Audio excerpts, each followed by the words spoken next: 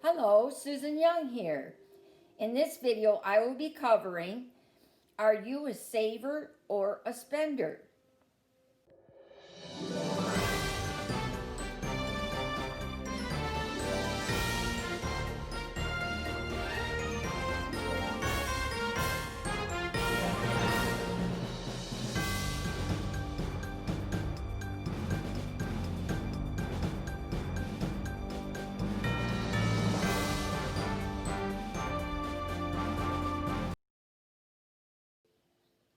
In this world, there are exactly two types of people, spenders and savers. These two categories make up your family, the country's economy, and the rest of the world. Big stuff, right? Do you know if you are a spender or a saver? You, you may know exactly who you are, but before you say, yeah, I'm a spender or I'm a saver, take a moment to hear this. I was shocked when I found out about myself, and it has completely changed how I approach my financial decisions. If I described a person to you who was person number one, a total budget nerd, keeps track of all the bills at home, devised a debt payoff plan, meal plans to save money, and keeps the whole family accountable, would you say they are a spender or a saver? Or if I describe this person to you, person number two, completely uninterested in budgeting, ignores bills until the last minute, thinks debt will get paid off eventually, and never talks about money, would you say they are a spender or a saver? Chances are you are guessing person number one is a saver and person number two is a spender. What if I told you you're totally wrong? Can you believe it? How do you know I know you're wrong? These people I have just described are real. Person number one is Rachel, and person number two is her husband, Tanner, the love of her life who can't see crumbs on the floor to save his. Prior to understanding the differences between spenders and savers, I would have agreed with you that Rachel should be categorized as a saver. However, now that I know Rachel is really the spender, it has completely changed how you look at their finances and decisions they have made for their family budget. Once you know which one you are, you can understand your internal driving force for certain decisions you make and better predict your behavior. This allows for you to correct bad behavior. What is the difference between a spender or a saver? Each person has good and bad qualities. These characteristics just made a total light bulb go off for Rachel because of the longest time she thought she was a saver. Boy, was she wrong. Listen on to see if you are what you think you are. Spender. Spenders are incredibly generous people. They just love to give, even if it means the shirt off their own back. They don't hesitate for a second to give to others. Spenders are not concerned with holding on to money. They don't feel stressed out trying to build up their savings. They just don't worry about money. Spenders only value money because of the experiences it can bring them. Spenders use money as a way to achieve the entertainment in their life they desire. Spenders tend to make decisions on savings. They often lack self-control and self-discipline when it comes to money. Spenders end up with nothing to show for all their hard work. You will often see spenders with an empty bank account and they haven't paid their electric bill yet. They hope they will be able to cover the most recent purchase before the payment bounces. Saver. Savers are extremely patient people. They know the path to wealth is slow and steady. They have the patience to work on long-term investments and not become bored with it. Savers are very responsible and practice self-control. This eliminates impulse purchases and creates the habit of curbing unnecessary spending. They understand debt will be a hindrance and they avoid it at all costs. Savers look the future, set goals, and continue to learn all they can about finances. They use long-term goals as motivation and continue to study money management to make better decisions.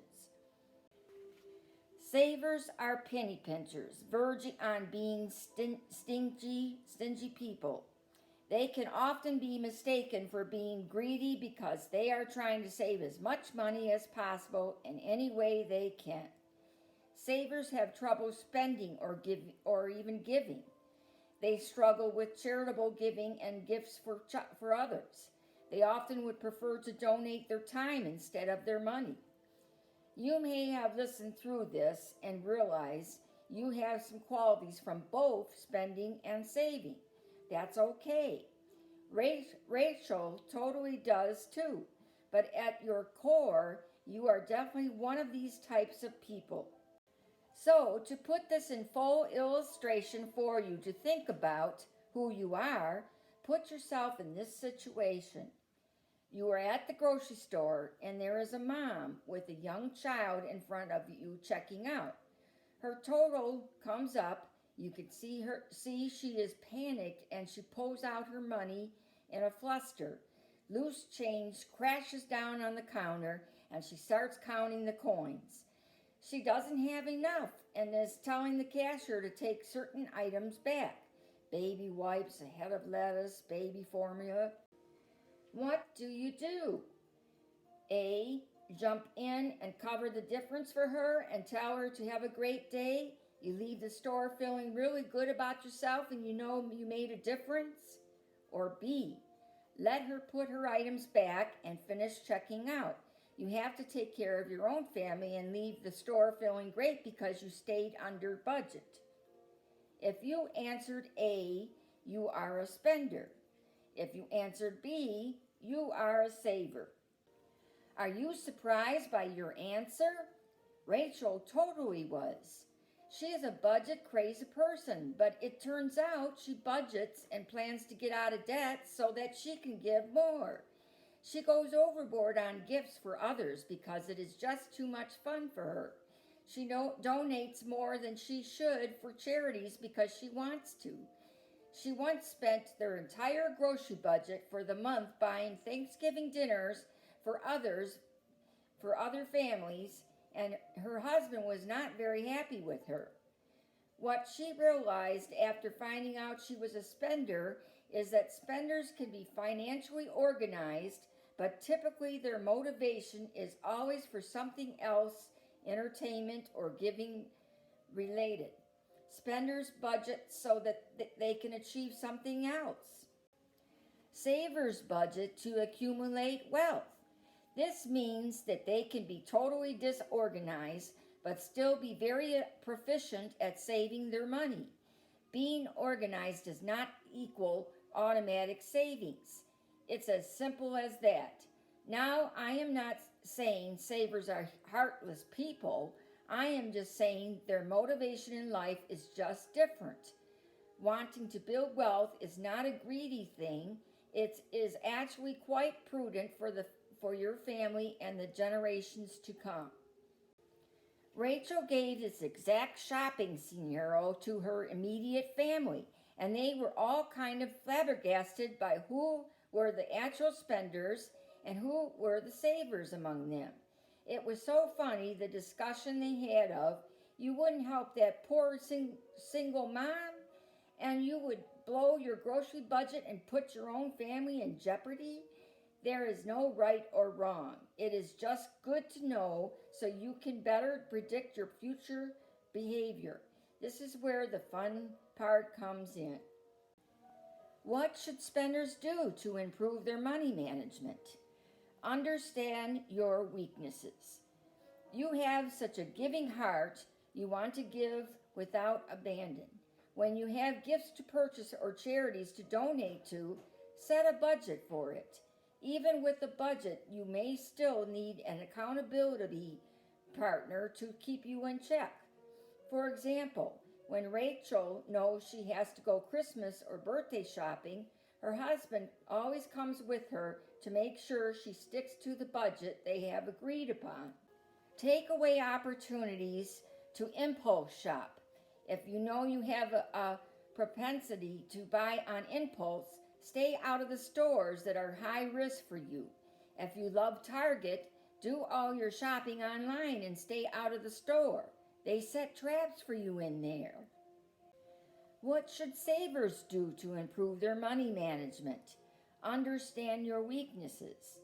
You tend to be stingy with your money and possessions. Focus on practicing generosity by selling your stuff or even donating it.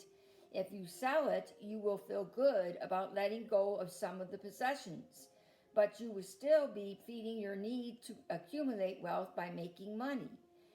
Train yourself to tithe, giving 10% to your church or worthy cause of your choosing. Practicing giving will truly make you a better person and help you to see the worth in helping others. It will release your tight grip on money, which will in turn change your heart for the better. At the end of the day, we all have ways we can improve our money. Understanding your behavior will help you predict what you will do in a given situation. Ultimately, your goal is to find a good balance for your financial life that will lead to success. Understanding your tendency to be a spender or a saver will help you alter any unwanted behaviors.